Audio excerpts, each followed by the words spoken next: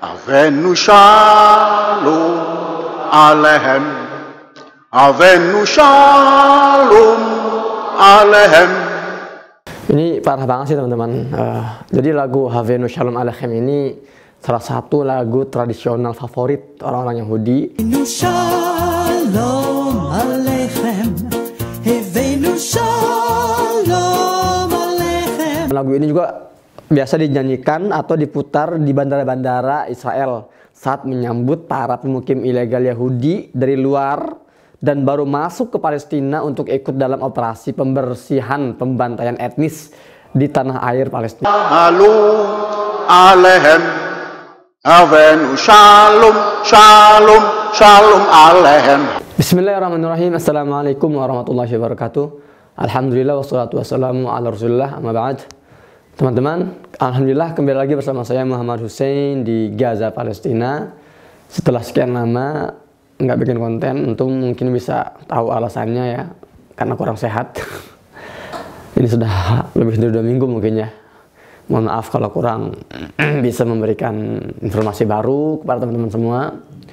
Mohon maaf kalau tidak update karena satu dan lain hal. Tapi alhamdulillah kami di Gaza hari ini dalam keadaan sehat walafiat ya, meskipun beberapa hari yang lalu memang kita masih digempur oleh jet-jet tempur F-16 Zionis Israel. Namun alhamdulillah nggak ada korban jiwa, meskipun ya beberapa rumah rusak, sekolahan rusak, tapi alhamdulillah nggak ada korban jiwa. Dan sebelum saya lanjutkan, seperti biasa saya ingin meminta doa dari antum semua, doa teman-teman semua, doa untuk kami dan warga Palestina di bumi Palestina agar terus dikuatkan oleh Allah Ta'ala dalam menghadapi kekejaman agresor Israel yang tidak kunjung berhenti, terus menteror kepada warga sipil. Teror yang nggak hanya dilakukan oleh para tentaranya aja, tapi juga oleh para pemukim ilegal Zionis Israel, oleh warga mereka. Yang terbaru ini teman-teman, kemarin di desa Sondala di tepi barat, itu seorang pemuda Zionis Israel menembak mati pemuda Palestina secara brutal.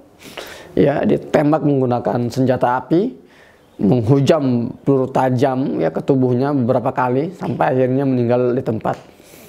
Kasus pembunuhan ini menambah panjang deretan kejahatan agresor Israel dalam 1 pekan terakhir, di mana tercatat sudah 11 warga sipil ya, nyawa warga sipil melayang di tangan para penjajah Zionis Israel, dan itu masih terus terjadi sampai detik ini. Ini ketika saya ngomong ini nih, barusan saya dapat kabar ada 2 pemuda Palestina di kota Bethlehem juga ditembak oleh tentara Israel saat keduanya ini lagi berusaha menghentikan operasi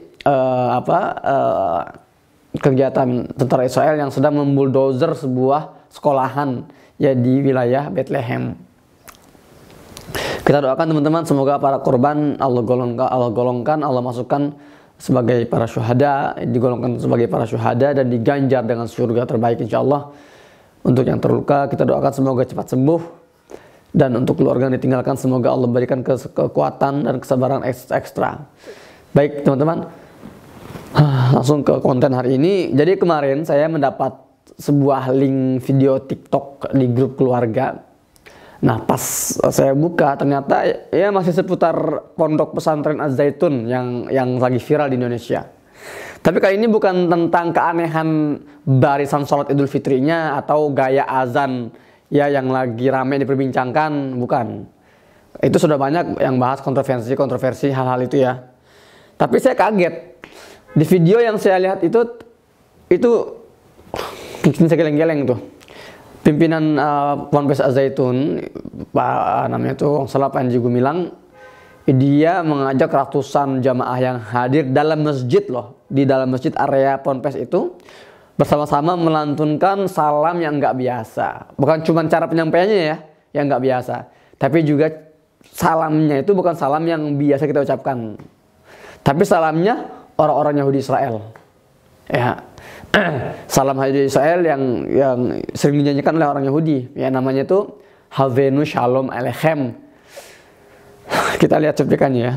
Selanjutnya, doa awal tahun 1 Syuro 1444 Hijriah yang akan disampaikan oleh Yang Amat Berhormat Syekh Az-Zaitun. Kepada Yang Amat Berhormat Syekh Az-Zaitun, kami silakan.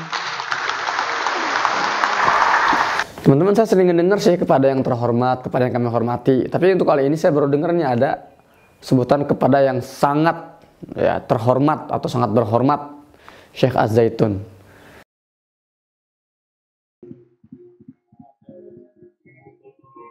Assalamualaikum warahmatullahi wabarakatuh.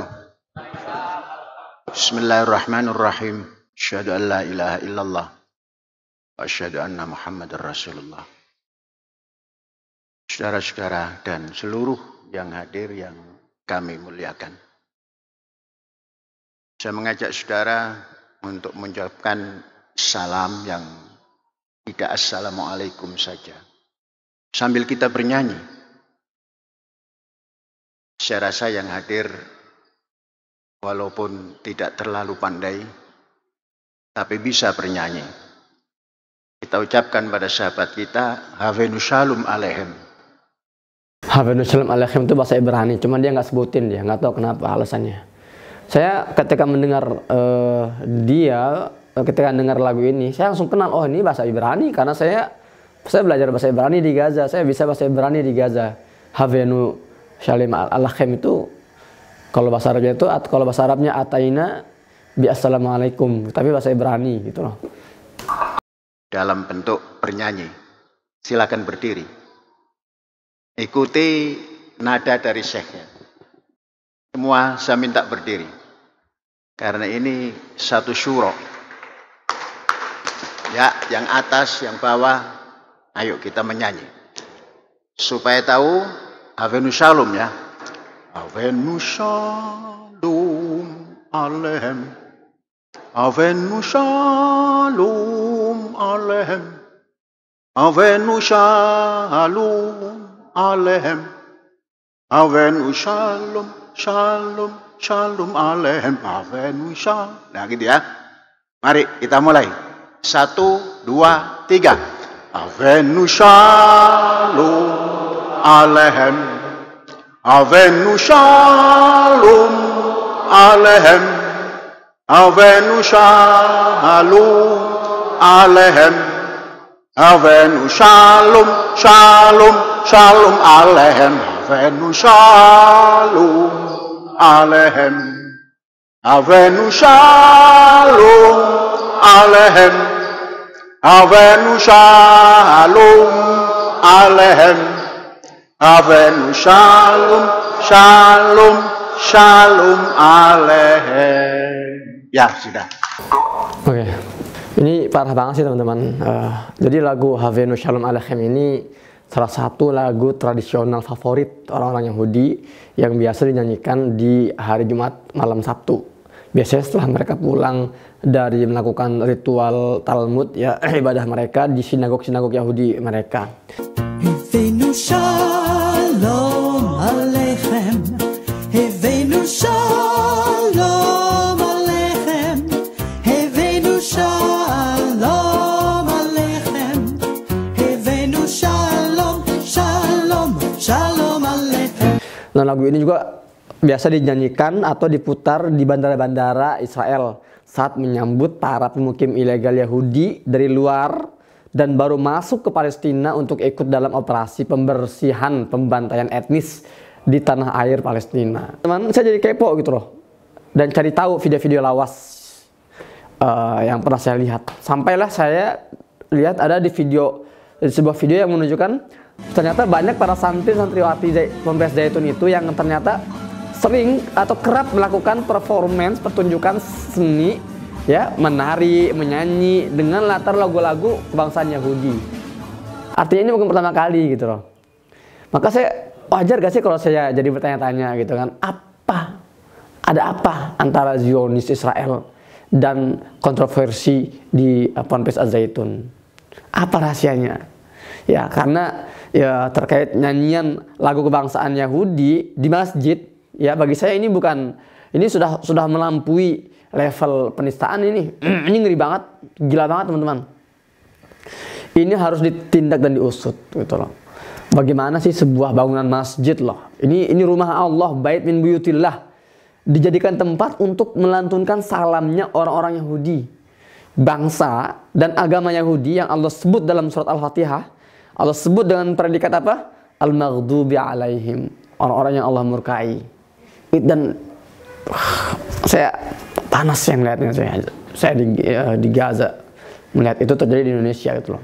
Terus teman-teman, beberapa pihak ya di YouTube saya lihat nih ya, beberapa pihak banyak yang menanyakan juga nih terkait pendanaan Ponpes Az-Zaitun yang megahnya kebangetan banget untuk sebuah pondok pesantren gitu loh.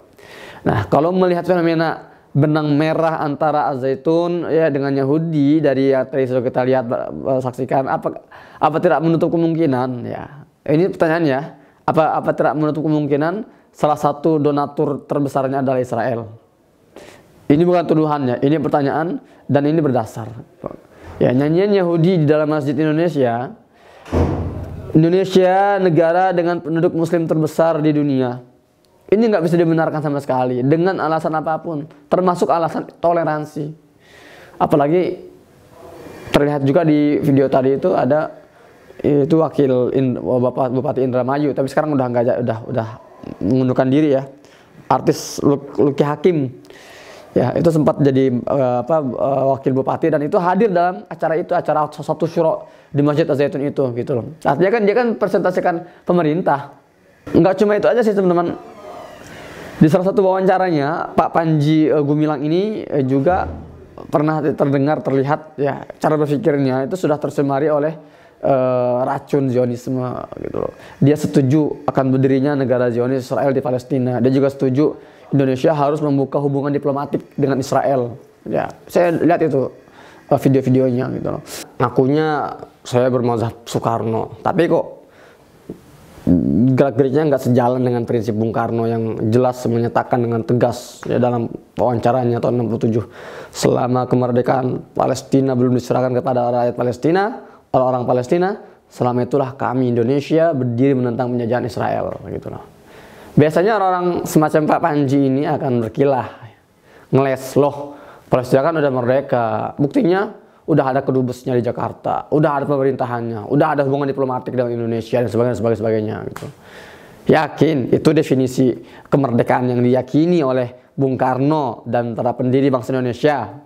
Sementara jutaan warga Palestina di Gaza itu masih hidup dalam blokade Zionis Israel. Jutaan warga Palestina lainnya masih hidup di dalam berbagai pengungsian, camp-camp pengungsian di Yordan, di Suriah, di Lebanon, bahkan di Indonesia juga ada. Dan terakhir teman-teman, kalau memang benar ternyata Yahudi bermain di balik kericuhan kontroversi Az-Zaitun ini, ya, ini semakin membuktikan bahwa Indonesia memang ditarget untuk masuk dalam gerbong normalisasi yang operasinya lagi marak dijalankan oleh pihak penjajah. Indonesia sedang dilemahkan pendiriannya, sedang dipreteli semangat prinsip kedaulatannya, kemanusiaannya. Lagi dicari-cari nih celahnya nih agar ikut dalam golongan negara-negara yang akhirnya menyerah pada penjajahan Israel di Palestina. Ya, kita sudah lihat banyak contohnya teman-teman. Di Minahasa, sebuah museum Holocaust, museum Yahudi itu pernah berhasil diresmikan. Di Papua, bendera Israel itu banyak berkibar di tangan-tangan teroris separatis itu. Di Jakarta tuh, bulan Februari tahun 2023, teman-teman, tahun ini ya berarti ya, 2 bulan yang lalu lah. Itu ada namanya Nas Daily Summit atau Nas Summit. Nas Summit ini agak kegiatan saya kayak semacam apa ya, pertemuan summit itu ya, pertemuan yang diadakan oleh Nas Daily Nusair Yasin. Today I flew for 3 hours just to show you these people. This is Nas Summit Indonesia, in partnership with Solana and DP World, and the most interesting Indonesians showed up. I'm a rock star. I am a comedian. I'm a famous creator. Historian. Musician. Businesswoman. Magician. I am an Indonesian podcaster. Indonesia is inviting the world to come. Just listen to the Minister of Tourism himself. Everybody is welcome to wonderful Indonesia. That's 1 minute. Nah, kita tahu sendirilah Nusayr Yassin ini kan salah seorang aktivis yang vokal banget mempropagandakan Zionis Israel ya di Indonesia dan di dunia. Dan dia pernah ngadain namanya Nas Daily Summit, itu dihadiri oleh para influencer Indonesia loh. Besar, para youtuber besar tuh pernah hadir tuh. Saya kaget aja gitu loh, kok mau gitu loh. Mau para influencer Indonesia yang mengaku ya paling Pancasila itu kan, yang mengaku menjunjung tinggi kedaulatan sebuah negara, anti penjajahan, tapi kok mau gitu loh. Dikoordinir oleh salah seorang antek Zionis untuk ngumpul di salah satu gedung ya hotel di Jakarta ya untuk hadir, dan Allah alam gitu loh, itu apa misi terselubungnya saya nggak tahu. Yang pasti ini semua ini memperjelas kepada kita, memperjelaskan kepada kita bahwa memang Indonesia lagi jadi target. Makanya antum hati-hati teman-teman. Banyak narasi-narasi yang hari ini terus bertebaran untuk apa? Untuk mengikis kecintaan kita, kepedulian kita terhadap Palestina. Semua fitnah-fitnah merajalela, melebar sana sini, dari yang keluar dari lisan orang-orang anak muda yang nggak tahu apa-apa sampai ke lisan-lisan mereka yang menyatakan dirinya syekh atau ustadz atau tokoh-tokoh agama atau pejabat-pejabat tinggi gitu loh. Selama itu bertentangan dengan pembukaan Undang-Undang Dasar 45 Indonesia, maka patut dipertanyakan apakah orang-orang itu masih nasionalis, ya masih Pancasilais, atau sudah menjadi pengkhianat bangsa. Demikian konten hari ini. Sampai jumpa di konten selanjutnya bersama saya Muhammad Hussein di Gaza, Palestina. Assalamualaikum warahmatullahi wabarakatuh.